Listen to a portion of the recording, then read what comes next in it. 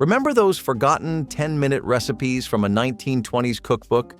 Simple, fast, and full of heart? They came from tight kitchens and tighter budgets, but never felt like less. How did something so quick end up lost for 100 years? Banana and mayonnaise sandwiches were one of those strange little miracles of the 1920s kitchen. It sounds odd now, but back then, the sweet and savory combination was not only accepted, it was celebrated. Sliced bananas were laid gently on white bread, and mayonnaise acted like the glue that held the whole thing together. No butter, no jam, just banana and mayo. It was a quick lunchbox staple for children and adults alike, partly because both ingredients were cheap and widely available. Bananas had become more common thanks to improved transportation, and mayonnaise was starting to show up in homes as a ready-made product. It helped that refrigeration was still unreliable for many families, so shelf-stable or naturally resistant foods were a practical choice. This sandwich was quick to prepare, filling enough to stand in for a small meal, and easy to eat on the go. It was also one of those things that people either loved or quietly avoided, depending on which side of the sandwich war you fell on. But if your family made it in the 1920s, chances are you have at least one memory of someone munching on this creamy, fruity creation with zero hesitation. Milk toast was a warm hug in a bowl. If you grew up in a modest household during the 1920s, there is a good chance this was your breakfast, or your supper, at least once a week. You started by lightly toasting plain white bread, laying the slices in a shallow dish, and then pouring scalded milk over the top until it's soaked through. A pat of butter on top, maybe a sprinkle of cinnamon or sugar if you were lucky, and that was it. Just like that, you had a soft, custardy dish that soothed upset stomachs, filled empty bellies, and made the best use of simple ingredients. This was not food meant to impress. It was food that made do, quiet, gentle, and easy to love if you grew up with it. Many families relied on milk toast during illness or hard times. Doctors even recommended it for patients recovering from fevers or stomach bugs, calling it light but sustaining. What today might sound like soggy toast was once a go-to comfort meal. And if you were a child waking up to a cold kitchen and an even colder world outside, a bowl of warm milk toast felt like safety itself. Quick codfish hash was all about speed and salt. The fish came from a wooden box, salted and dried until it could last for weeks without refrigeration. You soaked it in hot water, flaked it into a pan, and fried it with diced potatoes or onions, whatever you had. No need to get fancy. Pantry to plate in 10 minutes. Codfish had long been a staple in coastal regions, but by the 1920s it had reached inland kitchens thanks to canning and trade. It was cheap, dependable, and packed with protein, everything a working family needed.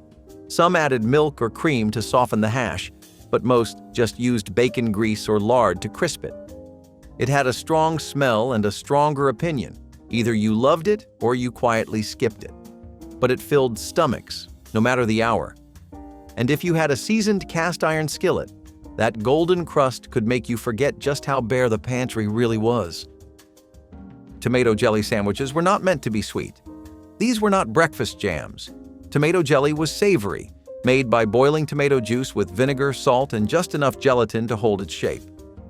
It was poured into molds, chilled, and sliced like meat. Then it was layered between bread, sometimes with lettuce, sometimes with mayonnaise or cream cheese. Always served cold. The texture was curious, but the flavor was sharp and bright. Molded foods were popular in the 1920s, and gelatin was no longer a luxury. Recipes like this showed off clever presentation and stretched ingredients farther. These sandwiches were ideal for picnics and hot days when turning on the stove was not an option. Strange by today's standards, but in their time, they made perfect sense. Egg lemon soup, or avgolemono, was fast, filling, and smooth. Greek immigrants brought the recipe with them, and it quickly spread to American kitchens. You just needed broth, a beaten egg, lemon juice, and something starchy like rice or orzo. The trick was slowly stirring in the egg so the heat thickened the soup without scrambling it. The result was creamy without cream, brightened by lemon, and warm enough to soothe anything. Greek-American families swore by it. By the 1920s, it showed up in cookbooks as lemon egg soup or quick Greek broth. Light but hearty, it matched the era's need for meals that felt comforting but cost little. If the broth was hot and the egg ready, you could have it on the table in 10 minutes. It was quiet, soft, and somehow still bold. Buttered noodles with parsley were the weekday workhorse of many kitchens. You boiled the noodles, drained them fast, and tossed them with butter and chopped herbs. That was dinner, or lunch, or breakfast, if nothing else was around. Parsley and butter were easier to come by than meat or eggs. A warm, buttery bowl felt like comfort without the cost. Kids loved it for its plainness. Adults loved it because it was always ready. And it never took more than 10 minutes. The recipe came from European kitchens, but by the 1920s it was everywhere. It was not fancy, it was dependable. Pineapple and cheese canapes were the darlings of quick party food. Take a canned pineapple ring or chunk, top it with cream cheese or a cube of cheddar, and serve it cold with a toothpick. Done.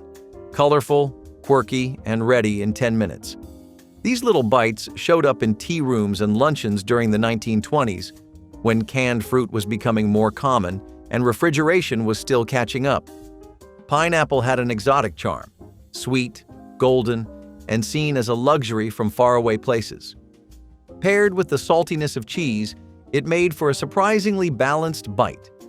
These canapes were often served on crackers or toast, but more often they were just stacked and speared. Housewives clipped the recipe from magazines which called them elegant and economical. They worked just as well for guests as they did for family suppers. And while the combination sounds odd to us now, in the 1920s it was considered stylish, simple, fast, and oddly fancy. It checked all the boxes. Maple cream sandwiches were dessert on a dime. All you needed was graham crackers, a bit of maple-flavored frosting or whipped cream, and a few minutes to assemble. Spread the filling between 2 crackers, press them together, and chill if time allows. That was it. No baking, no pans, just a sugar fix made from pantry staples. Maple syrup was not rare in the 1920s, especially in the Northeast, where small producers tapped trees each spring. Imitation maple flavoring also became popular and cheap. These sandwiches were common in homes that needed dessert without making a pie or cake. They were crisp, sweet, and small enough that you could have 2 or 3 without guilt. Sometimes they were topped with powdered sugar or chocolate, but the original needed no extras. It was proof that a good treat did not need much, just a little creativity and a sweet tooth. Celery stuffed with Roquefort or peanut butter was a timeless plate filler. Whether for guests or just yourself, this dish kept showing up in 1920s kitchens. You cleaned the celery, cut it into ribs, and smeared it with a filling. Roquefort if you were fancy, peanut butter if you were not. That was it. No stove, no oven. Crunchy, creamy, cold, and ready in minutes. Hostesses used it to pat out trays, and families loved how fast it came together. The cheese brought salt and tang, the peanut butter brought protein. Either way, it hit the spot. The dish was easy to scale, make 5 or 50. In an era full of molded salads and layered desserts, celery sticks like these kept things simple. They added texture, color, and something to chew on without costing much. Quick, tidy, and strangely satisfying, they earned their place at every table. Pickled tongue on crackers may not sound like 10-minute food, but hear me out. The tongue itself was pickled ahead of time, sliced deli thin and kept chilled, usually in brine or vinegar. When it came time to eat, all you had to do was lay a few slices on buttered crackers or small toast rounds. That was it. No cooking, no fuss. Just a quick savory bite, served cold, with a flavor that leaned into sharp and salty. Beef tongue was not always considered awful in the 1920s. It was just another cut of meat. It showed up in sandwiches, soups, and yes, on crackers. Pickling it preserved the meat for longer periods and made it shelf-stable in homes that lacked strong refrigeration. It was often sliced so thin you could see the light through it, and that made a little go a long way. When paired with a dab of mustard or horseradish, it became a bite that was as bold as it was fast. Not everyone loved it, but the people who did swore by it. In a world where nothing could go to waste, even a tongue could become a delicacy, served in less than 10 minutes. Quick Lemma bean puree was the kind of side dish that took no more than 10 minutes but felt like it took some planning. You opened a can of lima beans, gave them a rinse, and then mashed them smooth with a little butter, salt, and pepper. If you had garlic or parsley, you could throw that in too. Some people added a splash of vinegar or lemon juice just to brighten things up. It could be served warm, like mashed potatoes, or cold as a spread on toast or crackers. What made it so special was how versatile it was. You could dress it up or down depending on what was around. For working-class homes and rural kitchens, this was one of those dishes that always showed up on the table because it was dependable, nutritious, and incredibly cheap. Lima beans were a pantry staple, and this method of turning them into something soft and seasoned made them more appealing to picky eaters too. It was fast, filling, and easy to make in batches. When you needed something hearty without the weight, this little mashup saved the day. Molasses crisped apples brought warmth and sweetness to any meal, even when dessert was not on the menu. Thinly sliced apples were tossed in a skillet with a pat of butter, then drizzled with dark molasses and cooked just long enough to soften and brown the edges. The sugar caramelized quickly, coating the fruit in a deep, sticky glaze that smelled like a fall kitchen even in spring. It was a fast way to turn bruised or boring apples into something comforting. Kids loved it because it was sweet. Adults loved it because it felt indulgent without wasting anything. You could eat them alone, serve them over toast, or spoon them next to porridge. If you had access to cream or cottage cheese, even better.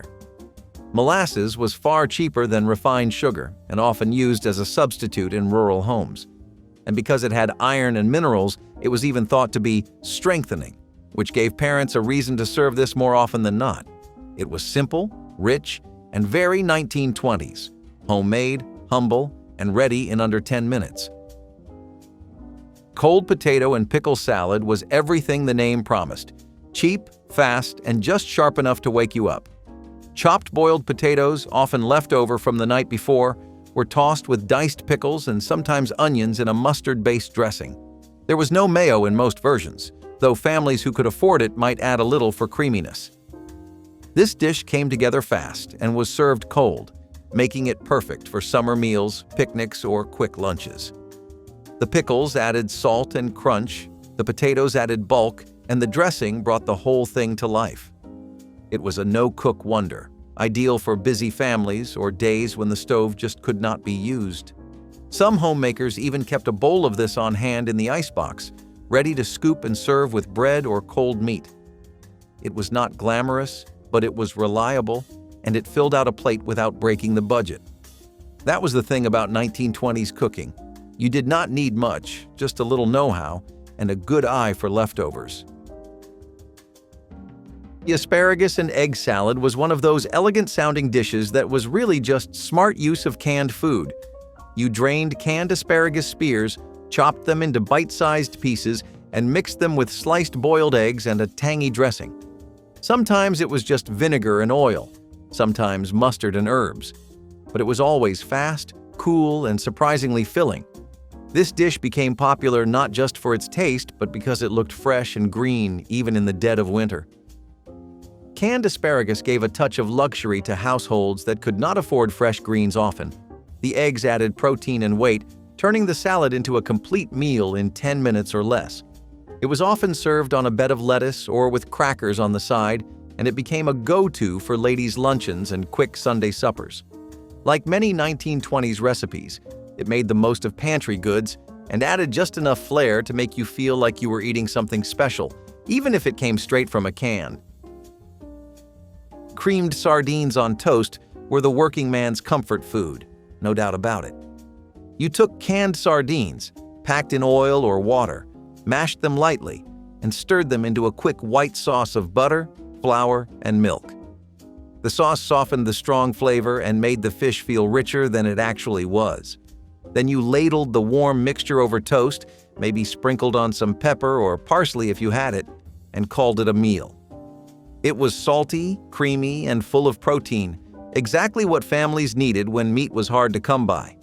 Sardines were cheap and nutritious, and they had the benefit of being shelf-stable in a time when fresh fish was a luxury for coastal towns only. Rural families stocked up on them, and this was one of the fastest ways to turn a humble can into something hearty. If you were lucky, you would get a slice of tomato or onion on the side. But even without extras, creamed sardines hit the spot, and they were on the table in under 10 minutes, which made them one of the most dependable dishes of the time. Graham cracker porridge sounds like something invented for children, but it showed up in kitchens of all kinds during the 1920s. You crushed graham crackers, those sweet, weedy rectangles, and simmered them in hot milk with a pinch of salt and maybe a sprinkle of cinnamon. That was all it took to make a soft, sweet porridge that felt like dessert for breakfast. It cooked in minutes and was especially popular for kids, invalids, and anyone needing a gentle start to the day. Some added butter, others a drizzle of honey or molasses, but the heart of the dish was always the graham cracker itself. These crackers were a common pantry item, cheap and shelf-stable, and perfect for stretching into something bigger. This porridge had a soft, pudding-like texture and carried a warm, comforting smell that made cold mornings feel a little better. In the 1920s, nutrition advice often encouraged warm, simple meals for energy and digestion, and graham cracker porridge checked every box. It was quick, filling, and surprisingly wholesome. A poor man's breakfast, maybe, but it never tasted like one. Canned peach and cottage cheese plates were a favorite of hot afternoons and light appetites. You took canned peach halves, sweet, syrupy, and already soft, and placed a scoop of cottage cheese in the center where the pit used to be. That was it. Some people added a sprig of mint or a dash of paprika on top for flair, but the basic version needed no embellishment. This dish was chilled, fast, and surprisingly balanced. The fruit gave you sugar and brightness. The cottage cheese gave you protein and creaminess. And together, they made a 10-minute meal that looked more elegant than it had any right to. These plates were common at luncheons and supper clubs, but also at everyday tables across the country. It was a way to use preserved fruit that felt fresh, and it worked especially well when kitchens were too hot to cook. In an era when people were just starting to understand the value of lighter meals and balanced diets, dishes like this led the way. And all it took was a can opener and a spoon. Quick-fried bananas were a sweet indulgence that required no more than a hot pan and a pat of butter. You sliced ripe bananas down the middle or into coins, then laid them in a skillet with butter and a dusting of sugar. A few minutes on each side, and the bananas would soften and caramelize, forming a golden crust that smelled like candy and felt like breakfast. Some folks added cinnamon, others a splash of lemon juice. If you had cream or yogurt, you could serve them on top, but even on their own, they were a treat. Bananas were more affordable than most fruits in the 1920s thanks to expanding trade, and people were always looking for new ways to use them. Fried bananas were quick, warm, and a clever way to salvage fruit that was just a day too ripe for eating raw. They showed up at breakfast tables, dessert trays, and sometimes tucked between slices of bread for a fast, sticky sandwich. It was not fancy, but it was fast. And when food had to stretch, quick treats like this reminded you that the kitchen could still be a happy place. Oyster cracker soup made the most out of very little. You started with broth, homemade if you had bones or scraps, canned if you did not, and brought it to a boil. Then you stirred in a handful of oyster crackers and let them soak just long enough to soften without turning to mush. That was the whole recipe. Some people added a sprinkle of parsley or a pat of butter, but this soup was never about extravagance. It was about comfort. Oyster crackers were cheap, sold in large tins and kept for ages in a cool pantry. When paired with warm broth, they transformed into something soothing and starchy, perfect for sick days, cold nights, or tight budgets. Children loved the texture. Adults appreciated how quickly it came together. It was the kind of dish you could make with almost nothing, yet still sit down and feel like you had a proper meal. In a decade where time was short and money even shorter, oyster cracker soup became a staple in homes that knew how to stretch every spoonful. Potted cheese spread was what you made when the cheese drawer looked empty. You took whatever bits you had left, cheddar, Swiss, or even something soft, and mashed them up with butter until smooth. Then you added seasonings, mustard, paprika, maybe a little onion if you were bold. The result was a creamy, tangy spread you could use on crackers, toast, or sandwiches. It took 5 minutes to mix and even less to appreciate. This was poor man's pâté, and it was surprisingly common in 1920s households that valued resourcefulness. You might see it in tea rooms, served alongside olives and celery sticks, or in lunchboxes, spread between slices of dark rye. Nothing went to waste, especially not cheese, which cost too much to throw out. This dish could be made in big batches and kept chilled for several days. It was humble, yes, but it had flavor. And most importantly, it stretched a little cheese into something that felt like much more.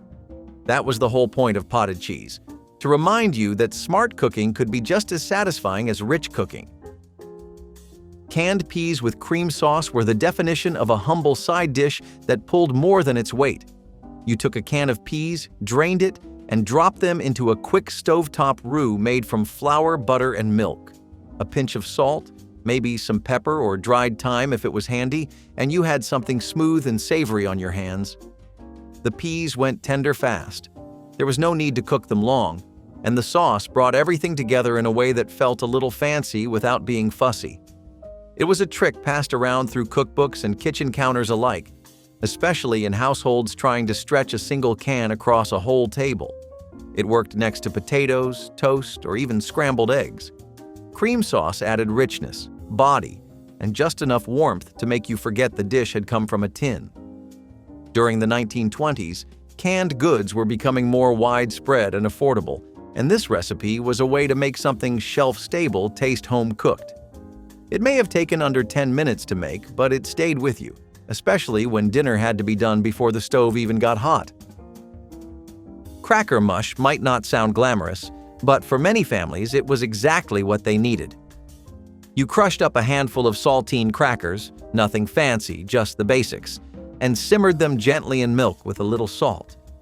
The mixture thickened in minutes into something warm, soft, and soothing, somewhere between porridge and pudding. It was often served to small children, elderly relatives, or anyone recovering from illness, but it also stood in as a quick dinner when groceries were running thin. The beauty of cracker mush was its adaptability. Some added sugar or cinnamon for a sweet twist, others stirred in bits of cheese or onion for something savory.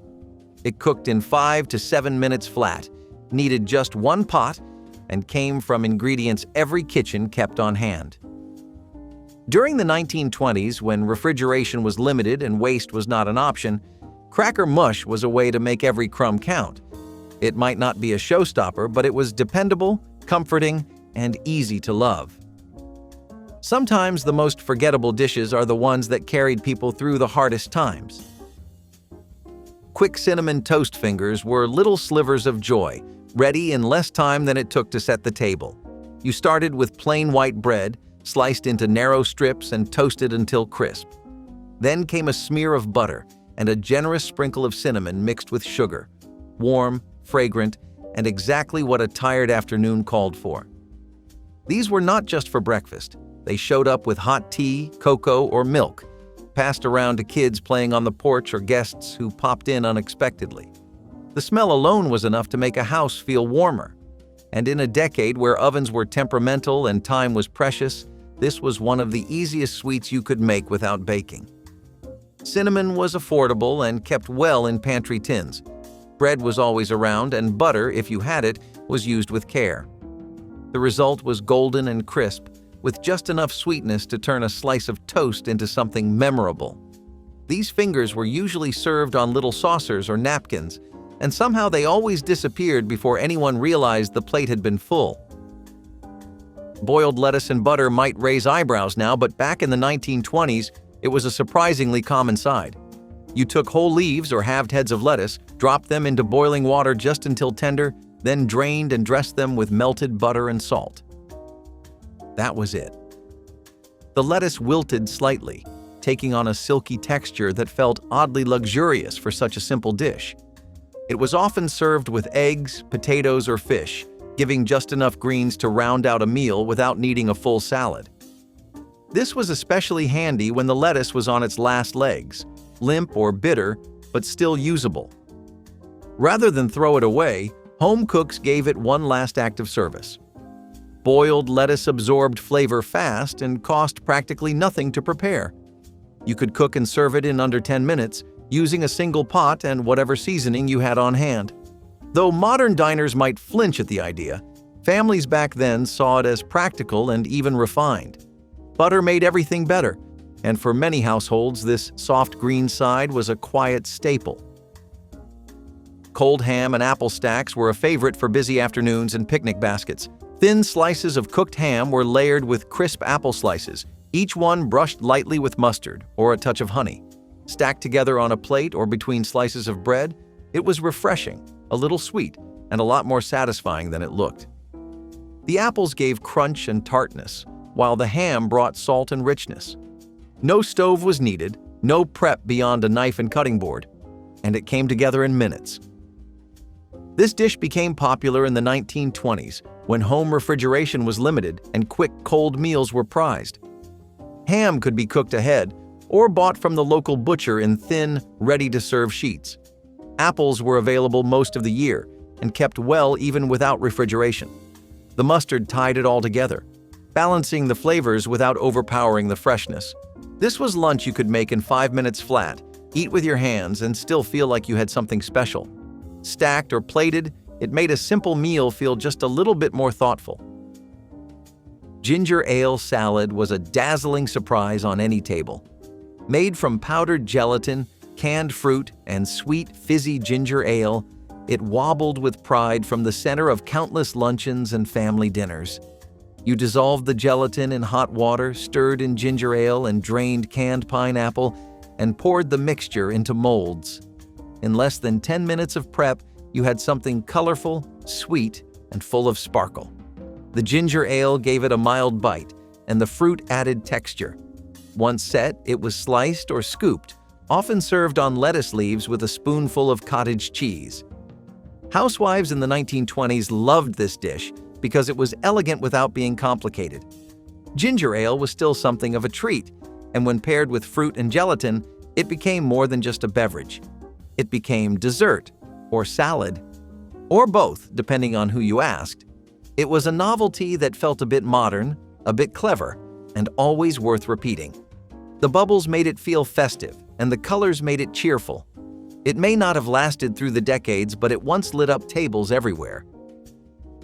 Horseradish and beet spread was bold, magenta-colored, and not afraid to clear your sinuses. Grated cooked beets were stirred together with freshly grated horseradish root and folded into sour cream.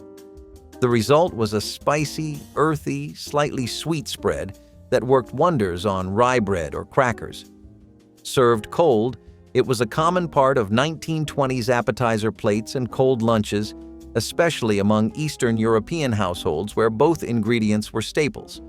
The beets provided color and body, while the horseradish added heat that hit the nose before the tongue. It came together fast, needing no cooking, just mixing and chilling. If fresh horseradish was not available, the jarred kind worked fine. Some recipes added vinegar, others sugar, depending on what was on hand. But even the most stripped-down version had personality. This was not a quiet little tea sandwich filling. It announced itself. And for people who were tired of bland or plain, it was a wake-up call. In homes where meals had to be stretched, this spread offered bold flavor in small bites. You did not need much, just enough to remember it. Shredded carrot and raisin salad was a bright little bowl of sunshine on a plate. You took raw carrots, grated them fine, and tossed them with plump raisins and a light dressing made from vinegar or lemon juice, sometimes with a bit of sugar or honey. That was it. Served chilled or room temperature, it was crunchy, sweet, and just a little tangy, an easy contrast to heavier dishes. It showed up in women's magazines, potluck tables, and school lunches alike. Housewives liked it because it was fast and healthy. Kids liked it because it was sweet enough to eat without complaint. Carrots were cheap, kept well, and were available most of the year. Raisins added natural sugar and needed no refrigeration. Together, they made a salad that was ready in under 10 minutes with nothing more than a bowl and a fork. No boiling, no baking. Just clean, simple prep and a whole lot of color. In a decade obsessed with molded salads and gelatin towers, this one kept things grounded and tasty. It was a quick win in kitchens that needed a little brightness fast. Stewed tomatoes and toast was pure pantry magic. A can of tomatoes went into a saucepan with a little butter, some salt, and maybe a chopped onion if you had one. You let it simmer just long enough for the juices to thicken slightly, then spooned it hot over slices of buttered toast. It was warm, savory, and slightly tangy, somewhere between soup and supper. The toast soaked up the tomato juices, turning soft around the edges but still crisp in the middle. This dish came together in under 10 minutes and filled a surprising amount of stomach for how little it took to make. During the 1920s, canned tomatoes were affordable and widely available, even in rural towns. Bread was a constant in most homes, and this recipe gave stale slices new life. Some families added herbs or garlic for flavor, but even plain, it was deeply satisfying. It was often served as a quick lunch or light dinner on cold days. No frills, no waste. Just a hot meal from 2 cans and a skillet, with enough flavor to make you forget how simple it really was. Eggnog without alcohol was a quick way to make something feel like a celebration, even when there was not much to celebrate. You cracked a fresh egg into a bowl, beat it with milk, sugar, and a dash of nutmeg, then served it cold in a glass with maybe a sprinkle of cinnamon on top. No booze, no fuss. Just a rich, frothy drink that tasted like the holidays even in the middle of July. It was sweet, thick, and surprisingly filling, used as both a treat and a light meal. In the 1920s, fresh eggs and milk were still staples in most homes, especially in rural areas. Sugar was more precious but used sparingly here, making this drink both indulgent and economical. Kids loved it. Adults appreciated the comfort it brought without needing anything off the shelf. It could be whipped up in under 5 minutes, no heat required. And whether it was sipped slowly or gulped down, it left you feeling full, cozy, and cared for. Sometimes, a cold glass of eggnog was just the thing to remind you the world still had a little sweetness left. Raisin bran with warm milk and butter was the winter breakfast trick every frugal family knew when mornings were freezing, but there was still work to be done. You would pour bran flakes into a bowl, warm some milk on the stove, add a small scoop of butter, and pour it all over the cereal. Breakfast done in 10 minutes flat, warm, creamy, and filling enough to carry you through the morning. Families leaned on meals like this when groceries ran tight, but everyone still needed something hot and practical to start the day. It was sweet from the raisins, buttery from the milk, and surprisingly comforting for something so simple. You could find versions of this breakfast in old community cookbooks, homemaker guides, and those faded recipe cards tucked in kitchen drawers. Some folks sprinkled sugar, others added cinnamon, but it always came back to the same quiet goal. Stretch a little food as far as you could and start the day with something warm. Funny how those simple breakfasts disappear when new trends roll in. Sardines on rye with onion and mustard was the kind of dinner that proved you could survive on pantry food and still eat something with bite. You opened a can of sardines, layered them cold onto slices of rye bread, and topped the whole thing with sliced onion and spicy mustard. That was dinner. It was salty, briny, sharp, and came together in minutes without a stove or oven in sight. This meal showed up in old cookbooks and handwritten recipe cards for one reason: it worked. Sardines were cheap, packed with protein, and lasted forever in the cupboard. Rye bread had enough bite to hold its own, and the mustard gave everything a sharp kick that kept it from feeling too plain. You ate it open-faced, with a fork and knife if you felt proper, or just with your hands when time was short. It was quick, practical, and oddly satisfying even when the grocery budget was running on empty. Funny how the simplest pantry meals stuck with us, long after times got easier. Though overshadowed by modern fast foods, quick chopped liver on rye endures as a testament to adaptability and rich culinary heritage. Historically, chopped liver found its niche in Eastern European Jewish homes, where families prized its affordability and robust nutritional profile. Even during times of scarcity, the recipe thrived, packing intense flavors into a straightforward package. With a ready-made liver spread slathered on dense rye, preparation becomes a breeze, sparing busy households from lengthy cooking sessions. Its smooth texture and savory notes contrast beautifully with the bread's satisfying crunch, lending each bite a subtle complexity that defies its simple construction. Many who sample this old favorite joke that it's a dish only a mother could love, but the punchline is in its enduring popularity across generations. Nutritional experts have long noted that organ meats supply essential vitamins, underscoring their practical value when shopping on a budget. By combining time-honored tradition with modern convenience, this dish proves that hearty meals needn't be complicated. In many kitchens, the comforting aroma of a steamy bowl conjures memories of simpler evenings shared with loved ones. Instant tomato soup, a swift solution for hungry families, gained considerable momentum when processed foods took off in the early 20th century.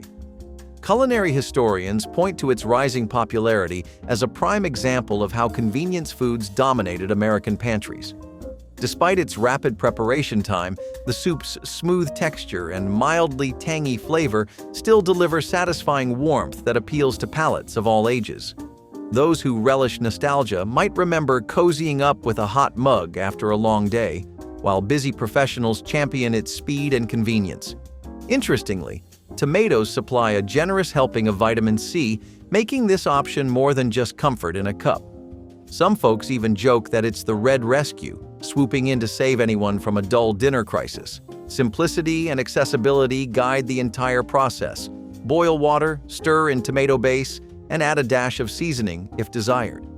The result is a bowl of soothing familiarity that Americans often link with childhood memories. This timeless staple also leaves room for creative flair, whether swirling in a hint of cream or pairing it with crackers. Fried bologna and mustard sandwich was a 10-minute fix that never pretended to be fancy, but always hit the spot. You tossed a slice of bologna into a hot pan, let it sizzle until the edges curled, slapped it onto soft bread, and added mustard. That was it. Simple, quick, and surprisingly satisfying. Back in Grandma's day, this showed up when money was tight, groceries were low, or you just needed something fast before heading back to work or school. It was salty, smoky, and the bologna crisped up just enough to feel like real cooking.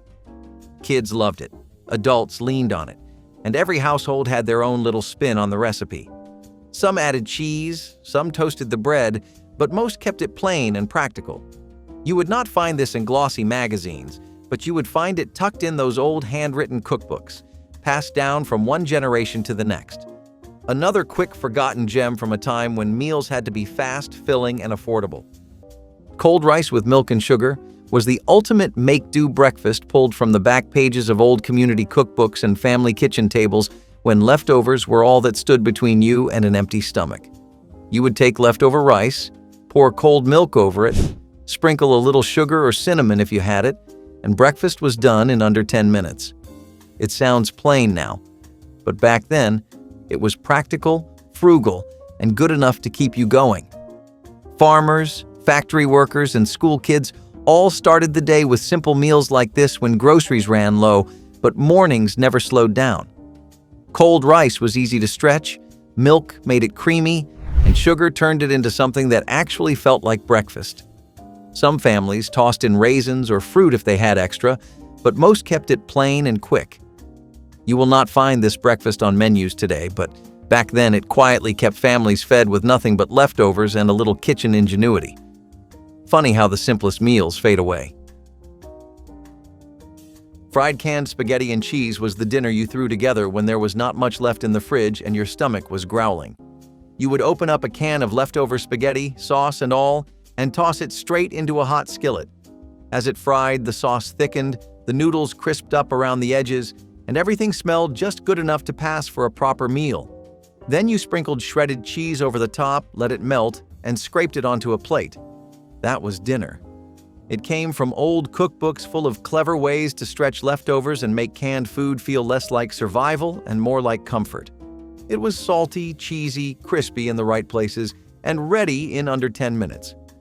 Most folks ate it standing by the stove or while leaning over the kitchen table because that is how those quick meals always went.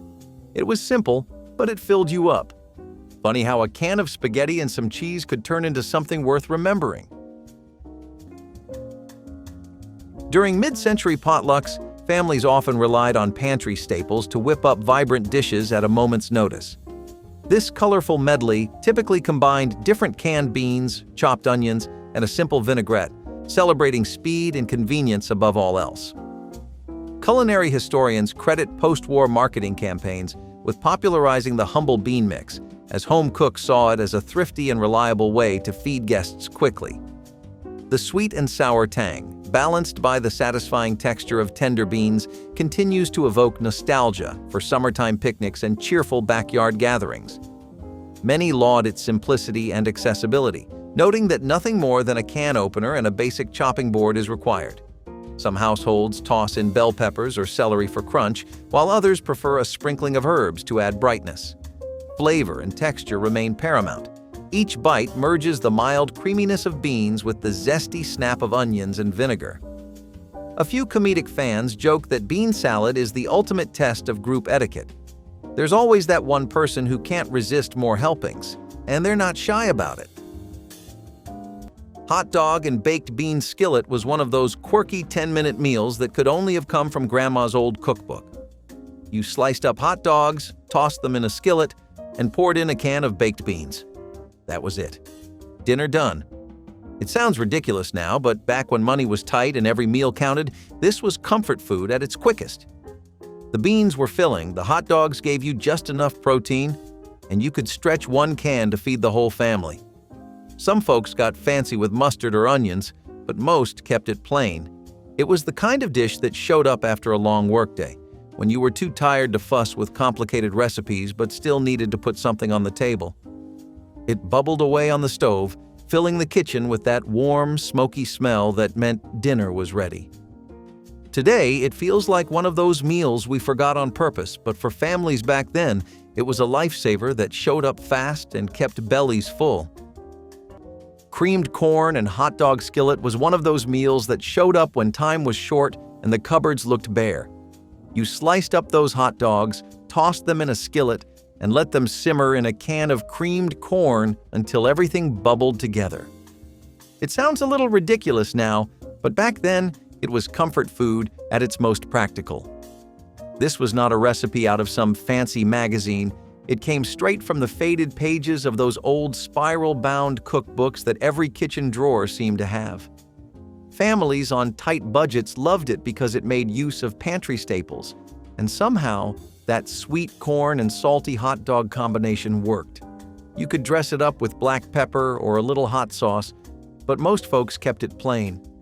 After a long day, this dinner showed up in 10 minutes flat, filling your belly even if your wallet felt empty. Funny how those quick meals stick with you long after the hard times pass. Cheddar grits with butter were the Southern kitchen's answer to rushed mornings when everyone still needed something hot and filling. Quick grits, a little butter, a handful of shredded cheese, and breakfast was done before you even finished your first cup of coffee.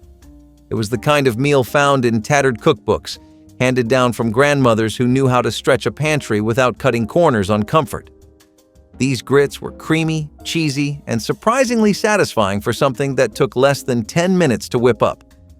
You did not need fancy groceries or a stocked fridge, just the basics. It kept bellies full through school days, work shifts, or long hours in the fields. For a lot of folks, this was breakfast you ate standing up, spoon in hand, on your way out the door. Simple, cheap, and quietly comforting. Grits have stuck around in fancier forms, but this quick, everyday version has slipped through the cracks of modern cooking. Cold beans and onion salad was a no-cook dinner pulled straight from the cupboard that showed up again and again during lean times. You opened a can of kidney beans, drained them, and tossed them with sliced onion, vinegar, salt, and pepper. That was dinner. It might not sound like much now, but when the summer heat made turning on the stove unbearable, it was a lifesaver. These little bean salads filled old cookbooks from the 1930s to the 70s because they were quick, cheap, and practical. The vinegar gave it tang, The onions added bite, and the beans packed enough protein to get you through the night. You served it cold, right from the fridge, and ate it with a fork straight from the bowl. It was filling, salty, and satisfying when groceries ran low and energy ran even lower. Families leaned on meals like this because they worked. They filled you up fast, cost next to nothing, and kept the kitchen cool. Funny how the simplest pantry meals stick around longest. On sweltering summer days, a crisp and refreshing side wins hearts with minimal fuss. Thinly sliced cucumbers tossed in a tangy dressing highlight how speed and convenience can merge seamlessly with satisfying taste. Historians trace cucumber cultivation back over 3,000 years, with evidence in ancient India, though the tradition of quickly pickling them for salads gained traction much later. Food enthusiasts joke that this dish is the best way to turn a watery green vegetable into a bona fide star at potlucks. Each bite offers a cool snap balanced by a delicate vinegar kick, creating a pleasing contrast in both flavor and texture. The process remains remarkably straightforward. Slice, season, stir, and serve. This simplicity and accessibility make it appealing for busy households, ensuring that even novice cooks can achieve a crowd-pleasing result. Some add onions, others incorporate dill or a pinch of sugar for extra zest, reflecting how flexible this old favorite can be. Indeed, cucumbers contain a high water content, which supports hydration, practical for those warm months when thirst quenching is essential. Jelly roll-ups on white bread were a quick, sweet little snack that kept plenty of kids going when there was not much else to pack in their lunchbox. You took a slice of sandwich bread, rolled it flat with a rolling pin or a glass, spread on jelly, and rolled it up tight. That was all there was to it. It sounds simple now, but back then, this was the kind of treat that showed up when families had to stretch every dollar. It was fast, easy, and made use of pantry staples that were always on hand. You would find these roll-ups tucked into school lunches, brought to church picnics, or passed around as after-school snacks when groceries were running low. The jelly added sweetness, the bread kept it filling, and it all came together in just a few minutes. It might be forgotten today, but for plenty of families, these jelly roll-ups were a quick fix that kept kids happy and parents sane. Banana and wheat germ smoothies were the forgotten health food breakfast from the 1970s, back when nutrition guides promised energy in 10 minutes or less. You would blend a banana with milk, add a spoon of wheat germ, and maybe toss in honey if you had it. That was breakfast, quick, filling, and just trendy enough to feel like you were ahead of the curve. Parents loved it for being affordable, teens liked it for the simplicity, and health fads leaned hard on it as a protein-packed, no-fuss morning meal. It showed up in old diet books, homemaker columns, and those paper recipe handouts at grocery stores. Wheat germ was the health food of its time, promising fiber and nutrients without all the heavy cooking. Smoothies were new enough to feel exciting but easy enough to show up in every busy household. Somewhere along the way, this breakfast got lost behind flashy protein powders and complicated smoothie bowls, but back then, it quietly kept families full with nothing but fruit, milk, and a blender. Hot dog and Velveeta quesadillas were a dinner shortcut that showed up when there was no time and even less energy to cook. You sliced hot dogs, laid them into a tortilla with chunks of Velveeta cheese, folded it over, and tossed the whole thing in a hot skillet until the cheese melted and the tortilla crisped. That was dinner. It took less than 10 minutes, filled you up, and made the best of whatever was left in the fridge. Old cookbooks and family recipe boxes leaned on meals like this because they were fast, cheap, and comforting. The salty hot dogs, gooey cheese, and crispy tortilla made this simple dinner feel like more than the sum of its parts. You could dip it in ketchup, mustard, or just eat it plain, but either way, it was satisfying. Families on tight budgets and tight schedules loved meals like this. They stretched groceries, came together fast, and kept everyone full. Funny how a tortilla, some cheese, and a hot dog could feel like enough when the pantry looked bare. Once a humble side dish favored in classic steakhouse settings, garlic butter mushrooms combined convenience with old-fashioned appeal. Across mid-century homes, mushrooms were praised for their distinctive earthiness and ability to soak up flavors. though some comedic observers quip that these little sponges find redemption in enough melted butter and garlic. Indeed, this swift recipe capitalizes on minimal ingredients, mushrooms, butter, garlic, and herbs, to create a robust union of savory undertones and tender texture. From stovetop to table, the entire process unfolds in minutes, making it a valuable option for busy families balancing packed schedules.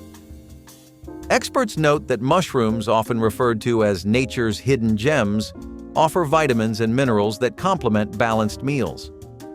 For those prioritizing efficiency, there's no complicated technique involved. Simply sauté and season, ensuring that flavor remains front and center. This straightforward approach underscores the accessibility of an ageless favorite. No advanced culinary training required. Creamed corn and hot dog skillet might raise a few eyebrows today, but back then it was pure practicality in a pan. You sliced up hot dogs, tossed them in a skillet, and poured in a can of creamed corn.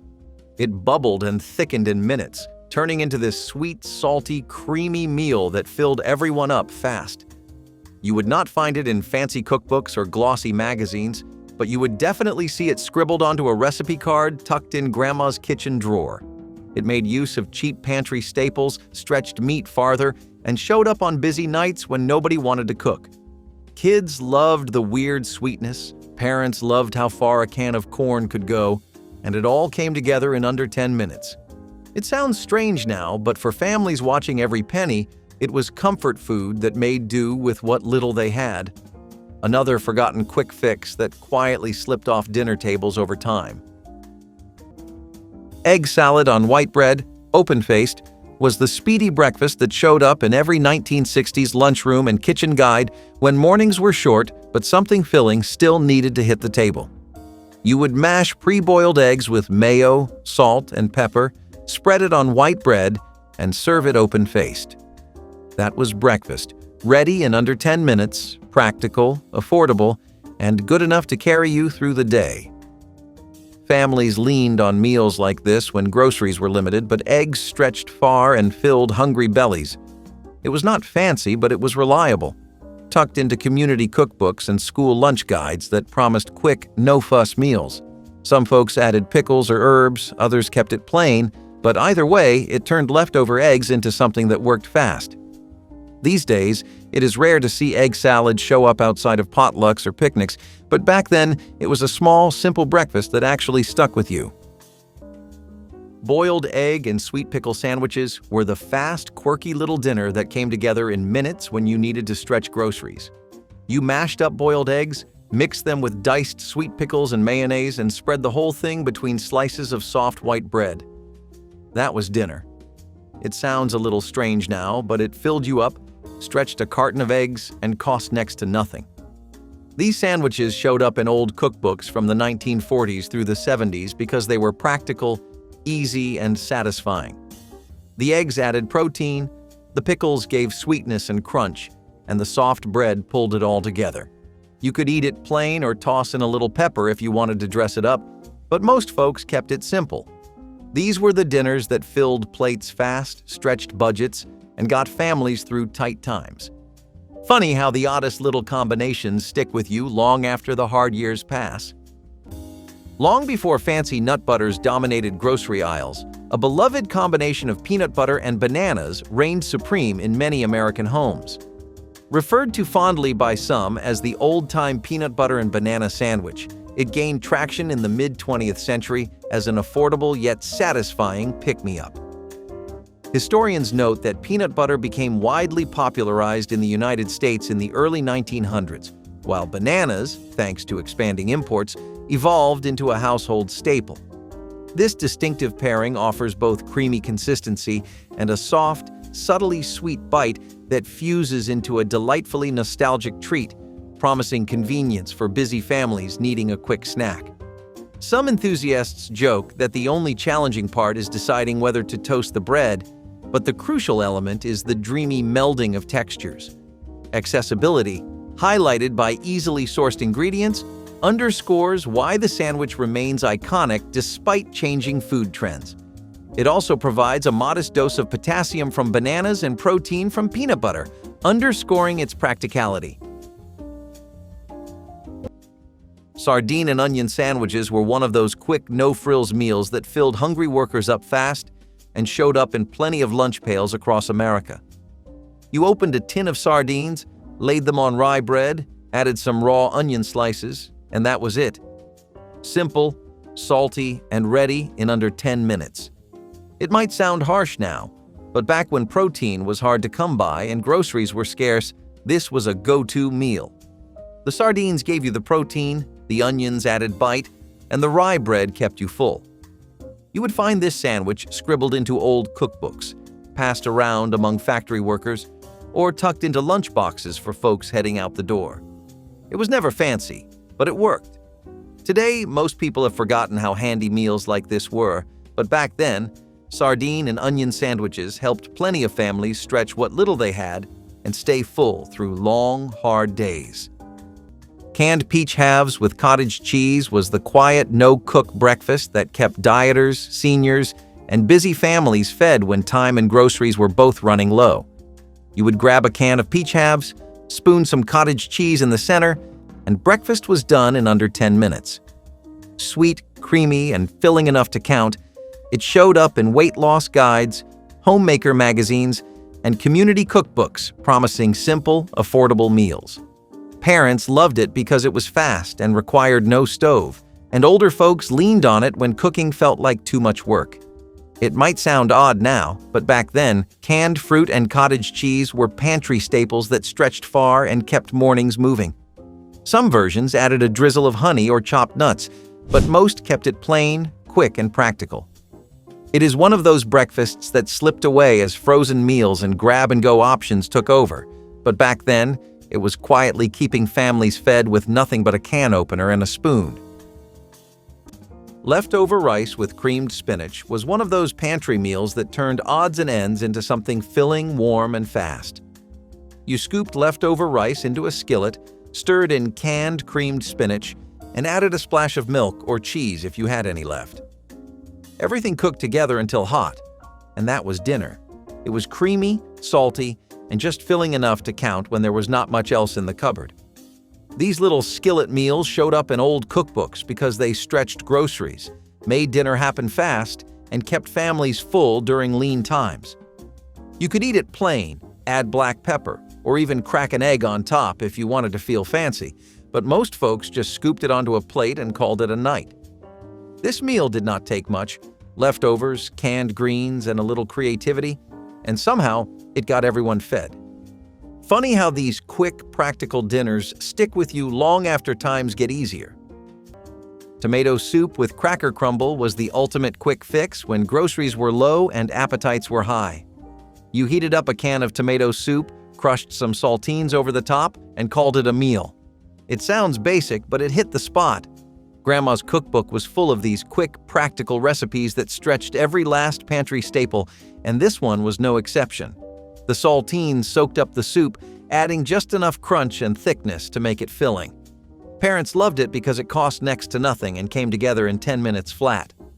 Kids loved it because it was warm, salty, and familiar. You could always dress it up with a sprinkle of cheese or some pepper, but most families kept it plain and simple. It was the kind of meal you would find after school, in chilly weather, or on those nights when there just was not time for anything else. Fast, affordable, and quietly forgotten, like so many of the recipes tucked into the back pages of Grandma's old cookbook. Applesauce toast with nutmeg was the frugal breakfast tucked inside every homemaker column and Depression-era guide when groceries ran low but mornings kept coming. You would toast a slice of bread, smear it with applesauce, sprinkle a little nutmeg on top, and breakfast was done in under 10 minutes. It was practical, filling, and sweet enough to feel comforting when everything else felt stretched thin. Families leaned on meals like this when fruit was scarce, budgets were tight, and creativity had to carry the kitchen. Applesauce lasted longer than fresh fruit, nutmeg added warmth, and toast turned it all into a quick meal that actually filled you up. It was not fancy, but it worked, and you could find it everywhere from farm kitchens to city apartments. Some folks added butter, others kept it plain, but either way, it was one of those quiet little breakfasts that made hard mornings feel a little easier. These days, applesauce toast barely gets a mention, But back then, it quietly carried families through. Green bean and egg salad was one of those quick, cold meals that filled plates fast and stretched what little food families had during tough times. You opened a can of green beans, sliced up some boiled eggs, tossed it all together with mayonnaise, and that was it. A little creamy, a little savory, and ready in under 10 minutes. It might not sound fancy today, but back then, this quick salad showed up at church potlucks, summer picnics, and weekday lunches when the pantry was running low. The eggs added protein, the beans filled you up, and the mayo brought it all together in a creamy, satisfying bite. Families leaned on recipes like this because they used simple ingredients that were always on hand and turned them into meals that kept everyone fed. You would find this one scribbled in old cookbooks, passed along by neighbors, or quietly tucked into Grandma's collection of quick meal fixes. It might be forgotten now, but for plenty of families back then, green bean and egg salad was a go-to plate that saved time, money, and groceries. Which of these forgotten 1920s meals would you try first? Let us know below, like the video, and subscribe for more bites of the past.